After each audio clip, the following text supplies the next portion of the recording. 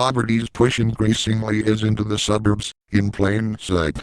Point branded _ header left curly bracket background image URL http://cd.lib.newsvine.com/chrome/ in plain sight /images/header .jpg equals 9139 right curly bracket MSN Hotmail more autos my MSN video careers and jobs personals weather Bellish quotes white pages games real estate Wonderwall horoscopes shopping yellow pages local edition traffic feedback maps and directions travel full MSN index Bing News.com Today Nightly News Rock Center Meet the Press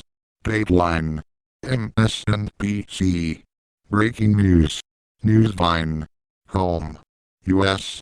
World Politics Business Sports Entertainment Health Tech Science Travel Local Weather Poverty's push increasingly is into the suburbs. By Allison Lynn, NBC News. Tuesday, May 21, 2013, 3:11 p.m. Eastern Daylight Time. When Americans think about poverty, chances are they don't picture places such as the suburbs surrounding Cape Coral, Florida, Colorado Springs, Colorado, and Atlanta. But a new book, Confronting Suburban Poverty in America, finds those were among the suburban areas that saw some of the biggest increases in the number of poor people between 2000 and 2010. The growth was part of a broader shift toward increasing poverty among suburban residents over that decade. The Brookings Institution book, which was released Monday, detailed the findings the think tank shared with NBC News in March for its report on how poverty has shifted to the suburbs. The number of suburban residents living in poverty rose by nearly 64% between 2000 and 2011, to about 16.4 million people, according to Brookings. That is more than double the rate of growth for urban poverty in major metropolitan areas, and means that for the first time there were more poor people living in suburbs than in cities. I think we have an outdated perception of where poverty is and who it is affecting, said Elizabeth Kneebone, a fellow at the Brookings Institution and co-author of the research, told NBC News in March. We tend to think of it as a very urban and a very rural phenomenon, but it is increasingly suburban.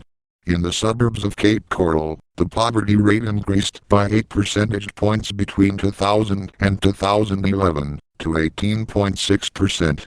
In the suburbs surrounding Colorado Springs, the poverty rate increased by 6 percentage points over the 10-year period, to 12.4%. In the Atlanta suburbs, it rose 5.9 percentage points to 13.9%. Of course, there are still plenty of metropolitan areas struggling with far higher rates of poverty than their suburban counterparts. In Grand Rapids, Michigan, for example, the poverty rate increased by 14.3 percentage points between 2000 and 2010, to 30%. Over that same period, the suburbs of Grand Rapids saw the poverty rate rise by 5.8%, to 12.1%. The official release of the Brookings data prompted a number of news outlets to take a look at how poverty demographics have changed in their area. In Southern California, the Los Angeles Times reported in how the shift in demographics has created tensions in some communities, while the need has been hard to spot in other traditionally well-to-do areas.